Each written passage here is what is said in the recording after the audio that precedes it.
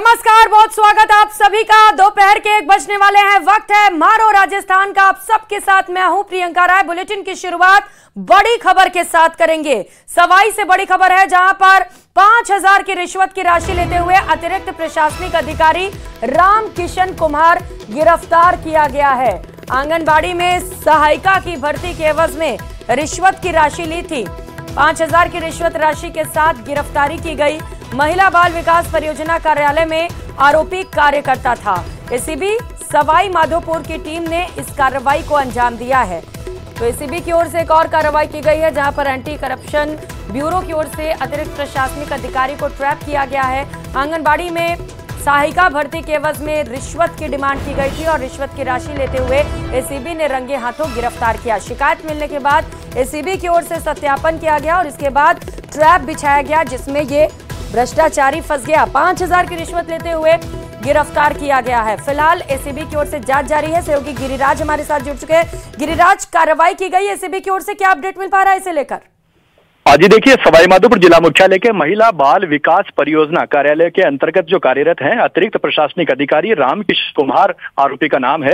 इन्होंने सवाई माधोपुर शहर में ही एक आंगनबाड़ी जो केंद्र है उस पर एक सहायिका की भर्ती के एवज में जो परिवादी हैं अली हुसैन, उनसे उनकी जो बहन है फरहानाज, उसको लगाने के एवज में 20,000 रुपए की रिश्वत की राशि मांगी थी।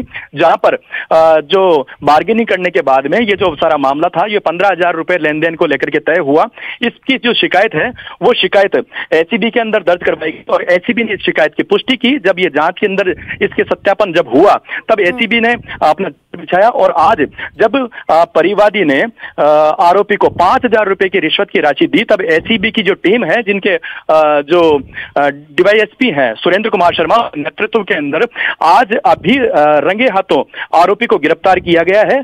5,000 रुपए की रिश्वत की राशि के साथ में आरोपी अतिरिक्त प्रशासनिक अधिकारी रामकिशन कुमार को रंगे हाथों गिरफ्तार किया गया है और कार्यालय में अग्रिम कार्यवाही के लिए ये जो कार्यवाही है एसीबी की, वो लगातार जारी है।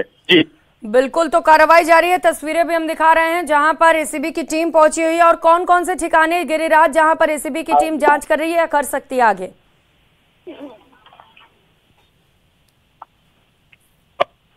आवाज पहुंच रही है गिरिराज? जी, अपना एक बार सवाल दोबारा क्या और भी ठिकाने हैं जहां पर एसीबी जांच कर सकती है या इस वक्त जांच में जुटी हुई हो?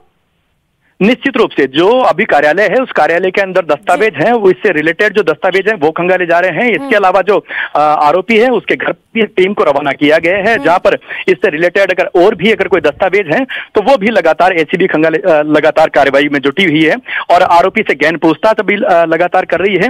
और एसीबी की जो पूरी जो टीम है वो कार्यालय में लगी हुई है और एक टीम को आरोपी के निवास पर भी भेजा गया है। अतिरिक्त प्रशासनिक अधिकारी ट्रैप हुआ है, क्या और भी लोगों पर शक है एसीबी को? उनसे भी पूछताछ की जा सकती है इस मामले को लेकर? जी, अन्य लोगों से भी पूछताछ की जा सकती है, लेकिन जो परिवादी का कहना है कि इसमें जो मुख्य भूमिका है जो अदा कर रहा था वो आरोपी अतिरिक्त प्रशासनिक अधिकारी रामकिशन कुमार कर रहा था, क्योंकि उसने ही जो पैसे के लेन देन की पेशकश की थी, 20,000 रुपए उसी ने मांगे थे और उसने सीधे तौर पर कहा था कि ये सब कुछ मेरे ही हाथ में है, इसलिए ये इसका जो चयन करवाना ये सब कुछ मेरे हाथ में है। और इस तरीके के जो झांसे दे करके और 20,000 रुपए की रिश्वत की राशि ली थी, जिसमें से 5,000 रुपए आज मौके पर लिए और लेने के बाद में एसीबी ने गिरफ्तार करने की कार्रवाई को अंजाम दिया। गिरिराज, क्या और भी लोग इसमें शामिल हैं रिश्वत कांड में? ये फिलहाल जांच का विषय है, आप नजर बना रखिएगा कार्रवाई पर। बहुत धन्यवाद आपका। और करौली जिले के टोडाभीम कस्बे से खबर है, जहां पर नाहर खोहरा रोड पर बालासागर के पास मंगलवार देर रात बदमाशों ने एक युवक की गोली मारकर हत्या कर दी। मौके पर पहुंची पुलिस ने मृतक के शव को टोडाभीम के राजकीय अस्पताल की मोर्चरी में रखवाया है। घटना को लेकर गुस्साए परिजन सहित सैनी समाज के लोग टोडाभीम थाने पहुंचे और आरोपियों के गिरफ्तारी की मांग करने लगे। वहीं घटना को लेकर बड़ी संख्या में लोग कस्बे के मुख्य चौराहे पर धरना प्रदर्शन कर रहे हैं। प्रदर्शन की तस्वीरें आप देख पा रहे हैं, जहां पर देर रात गोली मारकर युवक की हत्या की गई। सिर में गोली लगने से युवक की मौत हो गई और इस घटनाक्रम को लेकर न सिर्फ परिवारजन बल्कि समाज के लोगों में भी खासा आक्रोश है। जब मैं जगह में जब आवाज दे रहे हो, शिव सिंह को बाहर बुला लिया उन्होंने, 3 जने एक बंदूकी। मैं कहा जब मेरी तरफ बंदूक करी, मैं उल्टा फिर घर की तरफ भागो, मैं डंडा ले रहा, जहाँ तक वहां के गोली मार दी। खुलासा नहीं होगा इसका जब तक लाश को नहीं ले जाएंगे, हम यहीं पे धरना देंगे। तो मौके से ये तस्वीरें आप देख पा रहे हैं किस कदर लोगों में इस घटनाक्रम को लेकर भारी आक्रोश है और पुलिस से मांग की जा रही है कि जल्द से जल्द आरोपियों को गिरफ्तार किया जाए, हत्यारियों को सख्त से सख्त सजा दी जाए। हालांकि पुलिस का कहना है कि मामले पर जांच जारी है और कड़ी कार्रवाई की जा रही है, लेकिन जो लोग हैं वो जल्द से जल्द उचित कार्रवाई की मांग कर रहे हैं और इसी को लेकर ये प्रदर्शन किया जा रहा है। सैनी समाज सहित बड़ी संख्या में वहां पर लोग इकट्ठा हो गए हैं और इनमें भारी गुस्सा दिखाई दे रहा है। जिस तरीके से युवक की हत्या की गई गोली मारकर, ये कई बड़े सवाल भी खड़े करती है। सवाल कानून व्यवस्था पर, सवाल पुलिस की कार्यशैली पर, सवाल ये कि क्या बदमाशों में जरा भी खौफ रह गया है खाकी का, वर्दी का। अगर खौफ है तो इस तरीके की घटनाएं बार बार आखिर क्यों हो रही हैं, ये कई गंभीर सवाल खड़े करती हैं। टोंक के निवाई से अगली खबर है, जहां पर कुएं पे नहाने गया युवक डूब गया। सूचना के बाद निवाई पुलिस मौके पर पहुंची। सिविल डिफेंस टीम को भी मौके पर बुलाया गया। टीम ने कुएं से शव को बाहर निकाला है। पुलिस ने शव को सीएचसी निवाई पहुंचाया है। तो तस्वीरें वहां से आपको दिखा रहे हैं, जहां पर कुएं पर नहाने के लिए युवक गया हुआ था और इसी दौरान पैर फिसलने से यह हादसा हो गया। वो कुएं में डूब गया और मौका मुआयना किया जा रहा है। पुलिस मौके पर पहुंच चुकी है। सबसे पहले शव का पोस्टमार्टम कराया जाना है। इस घटना के बाद से वहां पर आसपास लोगों की भीड़ इकट्ठा हो गई। तुरंत पुलिस को घटना की जानकारी दी गई, जिसके बाद पुलिस मौके पर पहुंची। शव को कुएं से बाहर निकाला गया है और इस घटना के बाद से क्षेत्र में हड़कंप मचा हुआ है।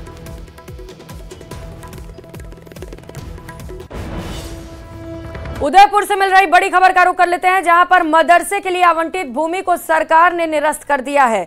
2 दिन पहले मावली में उग्र प्रदर्शन हुआ था। उप शासन सचिव बिरदी चंद गंगवाल ने कलेक्टर को पत्र भेजा। आवंटित भूमि निरस्त कर राजस्व अभिलेख में अंकित करने के निर्देश दिए गए। तो 2 दिन पहले ये उग्र प्रदर्शन किया गया था, जिसे लेकर उप शासन सचिव ने कलेक्टर को पत्र लिखा है और निर्देश जारी किए गए हैं। आवंटित भूमि निरस्त कर राजस्व अभिलेख में अंकित करने के निर्देश जारी कर दिए गए हैं। मदरसे के लिए आवंटित भूमि का ये पूरा मामला है, जिसे लेकर लोगों में भारी आक्रोश दिखाई दिया। जयपुर से मिल रही बड़ी खबर का रुख करेंगे, जहां पर एसएमएस अस्पताल में अव्यवस्थाओं का आलम देखने को मिला। एसएमएस अस्पताल की लिफ्ट में कार्मिक और मरीज फंस गए। 2 घंटे तक लिफ्ट में कार्मिक और मरीज फंसे रहे। इमरजेंसी की 4 नंबर लिफ्ट में 3 मरीज और 1 कार्मिक फंसे रहे। 2 घंटे बंद रहने के बाद उन्हें बाहर निकाला गया।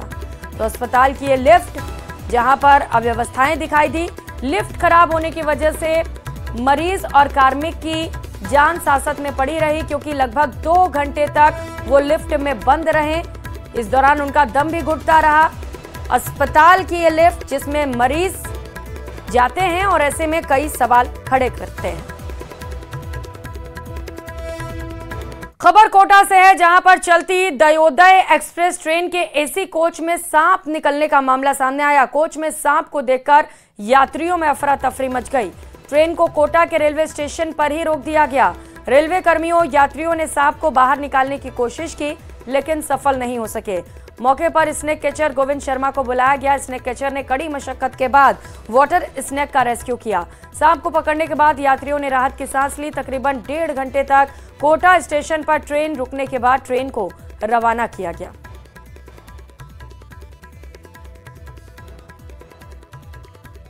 तो वहीं चित्तौड़गढ़ के सेंथी क्षेत्र में कथित लव जिहाद के मामले को लेकर हंगामा खड़ा हो गया। हिंदू संगठन के कुछ युवकों ने रावत भाटा निवासी एक युवक और उसके 2 समर्थकों की पिटाई कर दी। सूचना पर पहुंची पुलिस ने मामले में 2 युवकों को गिरफ्तार किया। जानकारी के अनुसार रावत भाटा थाना क्षेत्र में समुदाय विशेष के युवक द्वारा एक युवती को घर से भगा ले जाने का मामला दर्ज हुआ। युवती की चित्तौड़गढ़ वन स्टॉप सखी सेंटर में काउंसलिंग की जा रही थी। इसी दौरान युवक अपने 2 से 3 समर्थकों के साथ चित्तौड़गढ़ पहुंचा और सावलिया चिकित्सालय के बाहर घूम रहा था। इसी दौरान कुछ युवकों ने भनक लगने पर उन पर हमला बोल दिया। मामला लव जिहाद से जोड़कर देखा जा रहा है, जहां पर युवक द्वारा भी अभद्रता से बोलने पर माहौल गर्मा गया, जिस पर हिंदू संगठन के लोग इकट्ठा हो गए और युवकों की पिटाई कर दी। फिलहाल पुलिस जांच कर रही है।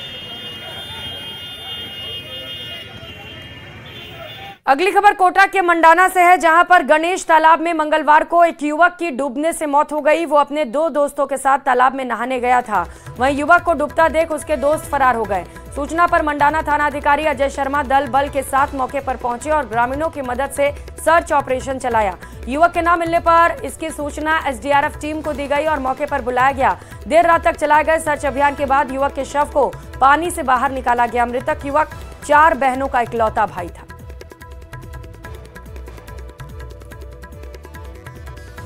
कोटा ग्रामीण कंट्रोल रूम से सूचना मिली थी कि मंडाना थाने के अंदर एक तालाब में एक बच्चा डूब गया है, उसको निकालने के लिए टीम को रवाना करना है। मैंने जैसे ही पीसीआर से सूचना मिली टीम को रवाना किया।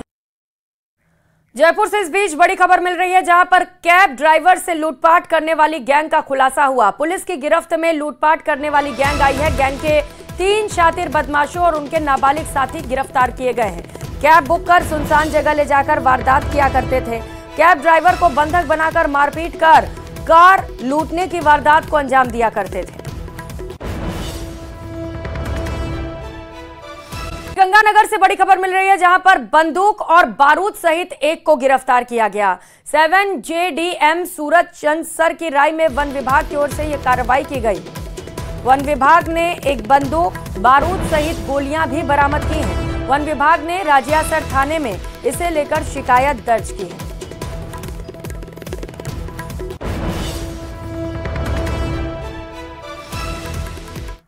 और अगली खबर है, दुखद खबर मिल रही है, जहां पर आतंकी हमले में बीकानेर का लाल शहीद हो गया। श्रीनगर में शहीद हुए रामस्वरूप कसवा गोली लगने से शहीद हुए हैं। कल बीकानेर के पांचू में उनका अंतिम संस्कार होगा। राजकीय सम्मान के साथ उन्हें अंतिम विदाई दी जाएगी। तो जवान जो अब हमारे बीच नहीं रहे, जिनकी शहादत को आज पूरा देश सलाम कर रहा है, उनकी तस्वीर आप देख पा रहे हैं।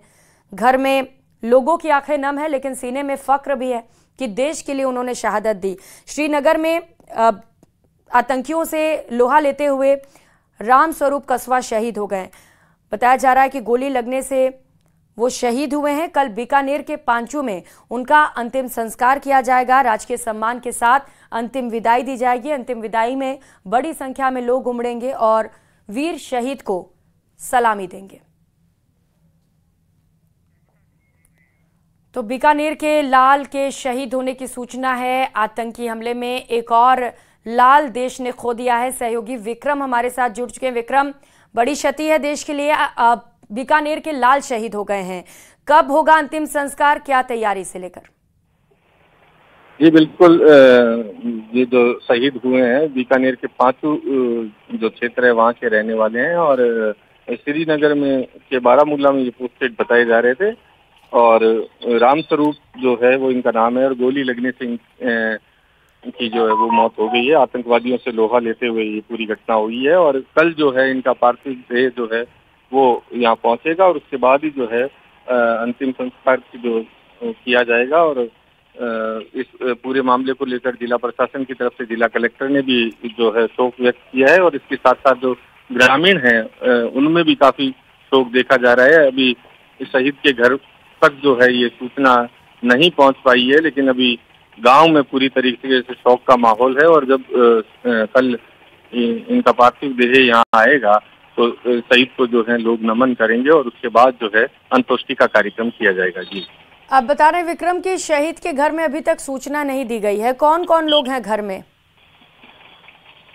शहीद के घर में उसकी माता है और भी जो लोग हैं, क्योंकि ये जो है खेत में एक ढाणी में परिवार पूरा रहता है और लोगों ने इसलिए अभी तक इनको सूचना नहीं दी है कि जो पार्थिव देह है वो कल आएगी यहाँ पर। अभी दिल्ली से पहले पार्थिव देह आएगी और उसके बाद जो है वो बीकानेर लाया जाएगा और यहाँ शहीद को सैनिक सम्मान किया जाएगा और उसके बाद जो है उनके पैतृक घर तक उसे ले जाया जाएगा। तो इसीलिए अभी तक जो है ग्रामीणों ने जो परिवार के लोगों को सूचना नहीं दी है, लेकिन जिस तरह से जो गांव में माहौल है पूरा गमगीन माहौल है, तो ऐसे में ये सूचना रुकने वाली तो नहीं है। शहीद के परिवार तक भी जल्द सूचना पहुंच ही जाएगी। जी बिल्कुल विक्रम, आंखें नम है, लेकिन इस शहादत पर देश को फख्र भी है। बहुत धन्यवाद आपका। कोटा से अगली खबर है, जहां पर अवध एक्सप्रेस में सूरत से समस्तीपुर यात्रा कर रहे एक 21 वर्षीय युवक की संदिग्ध हालत में मौत हो गई। मृतक बिहार के समस्तीपुर का रहने वाला बताया जा रहा है। जीआरपी ने पोस्टमार्टम कराकर शव परिजनों को सौंप दिया है।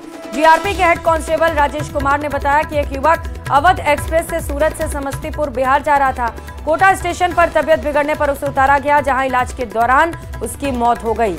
युवक अपने 3 साथियों के साथ यात्रा कर रहा था। मौत के कारणों का खुलासा नहीं हो सका है। पोस्टमार्टम रिपोर्ट आने के बाद पुलिस आगे की कार्रवाई करेगी।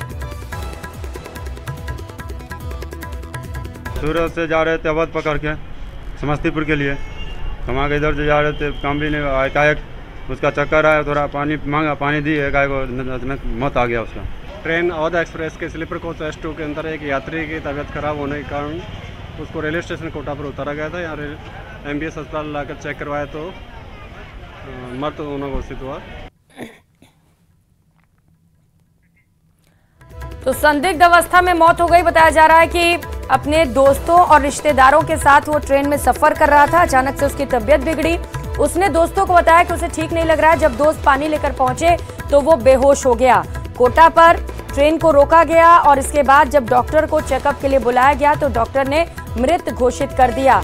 कैसे हुई है युवक की मौत, ये पता नहीं चल पा रहा है। सबसे पहले शव का पोस्टमार्टम कराया जाएगा, जिसके बाद शायद मामले पर खुलासा हो सके कि आखिर ये मौत हुई कैसे है। पुलिस पूरे मामले को लेकर तफ्तीश में जुटी हुई है। जो उसके दोस्त और रिश्तेदार हैं उनसे पूछताछ भी लगातार जारी है। राजसमंद के देवगढ़ से अगली खबर है, जहां पर बेकाबू होकर रोडवेज बस पलट गई। दिवेर और छापली के बीच 7 पालिया मोड़ पर यह बस पलटने की सूचना है। उदयपुर से अजमेर की तरफ बस जा रही थी। बस पलटने से तकरीबन 10 से 12 यात्री घायल हो गए हैं। फिलहाल घायलों को 108 एम्बुलेंस से देवगढ़ CHC लाया गया है। देवगढ़ अस्पताल में पूरी टीम सूचना मिलते ही तैनात हो गई। तस्वीरें 2 अलग-अलग आप देख पा रहे हैं। पहली तस्वीर घटना स्थल से है, जहां पर बस पलट गई और इसमें 10 से 12 यात्री घायल हो गए। बस की स्थिति देखकर अंदाजा लगा सकते हैं कि हादसा कितना भयानक होगा और जो लोग अंदर मौजूद रहे होंगे उनकी क्या स्थिति होगी। दूसरी तस्वीर घायलों की, जिन्हें अस्पताल पहुंचाया गया एम्बुलेंस की सहायता से, और जैसे ही डॉक्टर्स को वहां पर ये सूचना मिली, डॉक्टर्स का पैनल वहां पर तैनात था और तुरंत उनका इलाज शुरू किया गया। तो राजसमंद के देवगढ़ से ये बड़ी खबर है, जहां पर बेकाबू होकर रोडवेज की बस पलट गई। आखिर ये बस कैसे पलटी, ये फिलहाल पता नहीं चल सका है। क्या रास्ते में कोई दिक्कत थी, ड्राइवर को नींद की झपकी आ गई, या फिर कोई और वजह थी इसके पीछे, ये फिलहाल जांच का विषय है। अब जब पूछताछ की जाएगी तो इसका भी खुलासा होगा। पुलिस पूरे मामले को लेकर तफ्तीश में जुटी हुई है और मलबे को हटा दिया गया रास्ते से और रास्ता सुचारू करा दिया गया है। कुछ देर तक रास्ता अवरुद्ध जरूर रहा। हादसे के बाद लोगों को वहां पर इंतजार करना पड़ा और तुरंत वहां पर पुलिस पहुंची और मलबे को हटाकर रास्ते को सुचारू किया गया। आगे बढ़ेंगे। चित्तौड़गढ़ से बीजेपी सांसद सीपी जोशी ने लोकसभा अध्यक्ष ओम बिरला को पत्र लिखकर राहुल गांधी का पासपोर्ट निरस्त करने की मांग की। सीपी जोशी ने अपने खत में साफ लिखा है कि उनके जैसे व्यक्ति का विपक्ष के पद पर बने रहना देश की सुरक्षा के लिए खतरा है। उनके खत के वायरल होने के बाद कांग्रेस PCC चीफ गोविंद सिंह डोटासरा ने भी पलटवार किया है। क्या है पूरा मामला, देखिए इस रिपोर्ट में।